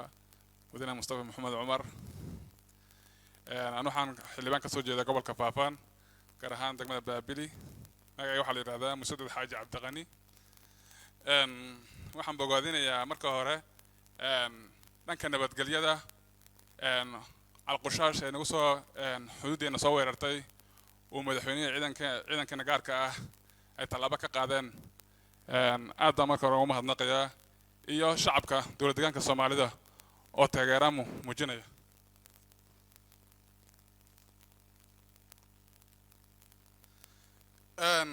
haddaan ku socdo dhankan al-shabaab dhibaato badan ayay waddanka soomaaliya ku haysay innagana ayna soo weerareen hadda xuduudaheenna taas tallaabo laga qaaday in la sii adkeeyo waan bogaadinayaa ta kale waxaa jirta qolyo la mid ah oo la yidhaahdo khawaarijta noocaas maadaamay ka jirto deegaankeenna gaar ahaan degmada baabile oo kale khawaarij baa jirta oo inay hub badan haystaan aan u malaynayno oo dhibaato badan oo xoog sugaysa haddii xooggaa ay heshana inay iyadana siga al-shabaab inagu soo weerarto kale inagu soo weerar kartaa ayaan ka shakisanahay sababta waxay degan yihiin aagga la yidhaahdo daalati midha iyo mayi moloqo iyo baabile meel u dhexaysa ayay degan yihiin marka in hay-adaha nabadgelyadu in halkaas foojignaan gaar ah laga siiyo xogtaas in la galo way fiicnaan lahayd ta kale dhanka nabadgelyada xalinta khilaafaadka ay sameeyeen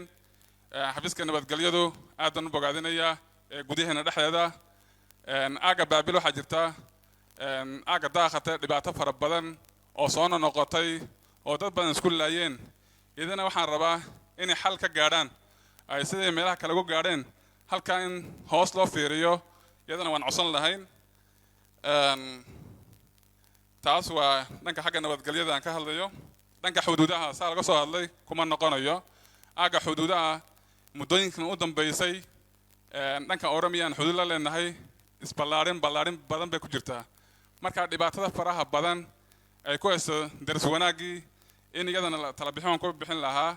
inay xukuumaddu sayna dhibkan usoo noqonin dhibkii 2010 iyo 2009 socday si dib noogu soo noqonin in wada hadal laga sameeyo sababta isballaarin fara badan ku jirtaa tusaale ahaan qabalaha koora hadda muddo ka joogna muddo bil ah 2 ruux ku dileen dhulkii dalxiiska ahaa ee maroodiga waxaa dhex mara waa tog dhankan waxaa ka ah waa dhanka oromiya maamusha dhankan waxaan ka nahay xaggeena maamula xaggeena dhirtii lama taabanin hadda dhulbeereed dhankeena isoo gudbayaan inay dhibaato ka geeyaan isku dhacun halkaasoo kale ka bilaabi karaa aagga caanooda kale saasoo kale xuduud dheer baan la leenahay marka meelahaasoo kale waxay ka samaynayaan mashaariic waaweyn xukuumaddu inay fiiro gaar ah degmooyinka xuduudaha oromiya la ah inay xukuumaddu fiiro gaar ah siiso waan qabaa waxaa jirtaa dhanka jidka su-aal xafiiska jidadka aan weydiinayo waxaa jirtay mashruuc 12 kilomitir ah oo qabalan koore ee dalxiiska ee maroodigu jiro mashruuc laga fulinayo jid ah oo loo qabanin 2040 miisaaniyadda 2040 laga qabanin oo ka yimid heer federaal inta la yara xaaqay baa la joojiyay mashruucaas ilaa haddan lama dhaqaajinin sababta loo dhaqaajin waayo mashruucaas maxay ahayd iyadana ta kale aan ku darsanayo waxaa weeye keelaaga gusum ee federaalka uu fadhiyo dhibaato weyn bay ku haysaa dadka degan gobolka nogob gobolka erar iyo city iyo gaar ahaan degmada baabili sababtoo ah wax maciishad ah ama bariis ha ahaato ama sonkor ha ahaato ama jingad ha ahaato wax laga soo gadan karaa haba yaraatee ma jirto marka taas sayladda cobasha waa sayladda ugu weyn gobolka faafan iyo deegaankeenaba adhiga laga soo iibiyadana adhiga waa la qabanayaa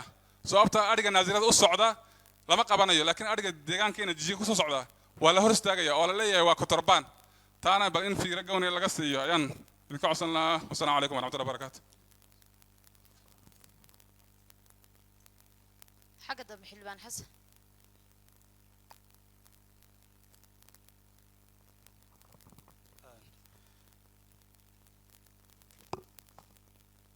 بسم الله الرحمن الرحيم afayeenada sharafta leh marwo ayaan iska fadhiista kaamerahu iyada idin dul imanay protocol ahaan xildhibaanadu inay istaagaan afayeen iyaga naga codsaday ma iyagu idin dul imaadaan iska fadhiista aad mahadsan tahay afayeenada sharafta leh marwo ayaan cabdi afayeen ku-xigeenka ibraahim aad iyo aad bay u mahadsan yihiin marwo afayeen ii ogolow inaanu mahadnaqo madaxweynaha dowlad deegaanka soomaalidu doorkii muhiimka lahaa ee uu ka qaatay isku xidhka shacabka iyo howlgalkii ka dhacay gobolka shabeelle iyo afdheer oo keenay natiijo aad u qurux badan oo shacabku inay si niyad sami leh ay u garab istaagaan ciidanka loogana guulaystay cadowgii aad iyo aad buu mahadsan yahay madaxweynaha iyo tiimashii oo hogaaminaya arrintaasi gacanta weyn ka geystay xibadda koowaad tala bixin baan ku bilaabi kabacdina su-aalayga ayaan u gudbi maadaama waqtigu gaaban yahay warbixin qurux badan baa la soo jeediyey oo dhinacyo badan taabanaysa inkastoo waqtiga oo nagu yaraa beejaskeeguna aad ay u badnaayeen kolley kal fadhigii horena cudurdaaro jira awgeed waa laga bixiyey laakiin mustaqbalka insha allah taana bal inaan waqti fiican u helaan rajaynaynaa tala bixinteeda koowaad waxay tahay dhinaca ka qaybgalka shacabka iyo isku xidhka geedi socodka dowladnimada inta badan waxaa dhaca adeegyo badan baa degmooyinka ka jira iyo maamul magaalooyinka marka adeegyadaas shacabkeennu haddii aynaan ku xidhin hanaanka dowladnimada xilliga qorshaynta fulinta iyo qiimeynta markaan samaynayno haddayna qayb ka noqon in la abuuro isfahan dhaba oo shacabka iyo kalsooni buuxda way adkaanaysaa baan leeyahay markaa waxaan talabixin aan usoo jeedinayaa mustaqbalka qiimeynaha quruxda badan leen samaynayno inay shacabku ay qaybo ka noqdaan oo ururada bulshada inta la dhiso iyaguna ay qayb ka noqdaan geedi socodka si ay markhaati uga noqdaan isla xisaabtanada isla markaana ay degmooyinka iyo maamulada la jooga ay ula xisaabtami karaan taasi waa talabixinta guud talabaad su-aalaha waxoogaa waan soo kookoobi abaarta waa laga hadlay gobolka faafan xoolo badan oo dhimanaya ayaa jira marka kolley bal jawaab celinta wejigeygii labaad in la xoojiyo taasina waa talabixinteeda labaad ee dhinaca abaaraha la xidhiidho magacaan hilaabaan malen magacayga waa xildhibaan xasan muuse igaraale ahaada oo gobolka faafan degmada u bare su-aashayda saddexaad haddii aan u gudbo dalag iyo daryeel barnaamijka ayaa la qaatay oo adduunka maadaama cunno yaraan iyo sixir barar aad u xoog badan uu ka jiro marka taas waxaan leeyahay barnaamijkii dalag iyo daryeel aan qaadanay natiijooyinkii aan ka lahayn si loo helo weli caqabadaha jira baan qabaa oo ka mid yahay shidaalkana iyadoo waddanka aan la qabno haddana wada shaqaynta hay-adaha loo xil saaray inay shidaalka bixitaankiisa iyo kontaroolkiisa ay ka shaqeeyaan iyaga laftooda isbahantaraha waxoogaa ka yar dhex jirtaan qabaa marka taana waxaan soo jeedinayaa in la xoojiyo tusaale ahaan hay-adaha nabadgelyada xafiiska ganacsiga xafiiskii beeraho isna qaybka inay wada shaqayn fiican ay abuuraan oo lagu xaqiijin karo shidaalka beeraha loogu talagalay ama cagafyadu inuu halkii loogu talagalay isagoo ammaanaha u gaadho marka weli halkaas waxaan qabaa inuu gaab ka jiro oo shidaalkii beeraha u socday ayaa oo la qabanaya aad maqli isagoo xafiisyadii qaarna ay wax ka wataan marka waxaan taaleehay talabixinaan hal la xoojiyo hay-adahaas wada shaqayntooda si looga baxdo cabashooyinka shacabka naga soo gaadhaya su-aasheeda afraal waxay tahay wax soo saar badan ama talabixinteeda afraad wax soo saar badan oo degmada harawa ay soo saarta ayaa jira ceel gacmeed bay isticmaalaan shacabku ceel gacmeedyada ay isticmaalaan khudaar bay soo saaraan marka khudaartaasi inay jigjiga timaado caqabada weyn oo hortaagan waxa weeyaan waa wadada dharunaajiya lafaciisa isku xidha xafiiska LLRB baa kolley daraasaadka wada marka madaxweynaha waxaan ka codsanaynaa wadada in la dardargeliyo si ay qayb uga noqoto dhimista sixir bararka khudaar aad u jaban oo hadda meelo kala tagta Djibouti iyo waxa weeyaan Soomaaliland iyo Gashaysa inaga inoogu timaado insha Allah wadada in la dardargeliyo ayaan madaxweynaha ka codsanaynaa haddii aan u gudbo in warbixintaan ku noqdo waxoogaa isticmaalka miisaaniyadda mashaariicdii la firiisgareeyay ama la joojiyay abaarta awgeed warbixinta xafiiska maaliyadda kuma inaan caddayn hadda madaxweynuhu noo taataabtay qodobo in mashaariica la firiisgareeyay intay qiimaha laakiin warbixintaan akhrisanaynay maaliyaddu kuma inaan caddayn maxay ugu caddayn waayeen taas lafteeda inay jawaab ka bixiyaan baan jecelahay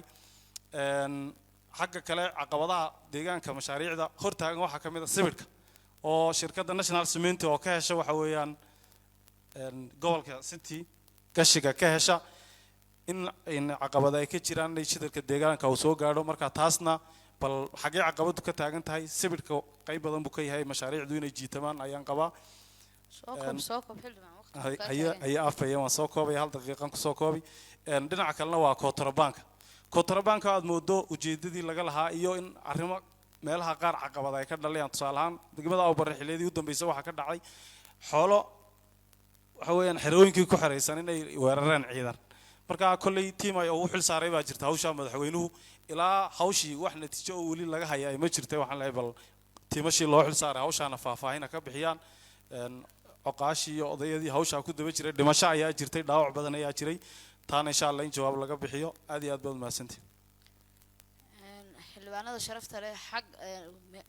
bartankan aan ku soo celin doonaa wixii aan laga hadlin 5 xubnood baan siin doonaa hogaamintu kuma jirto salaadina way gaadhay jawaabta gelinka dhammaan isugu soo noqon doonaa haduu ilaahay meeshan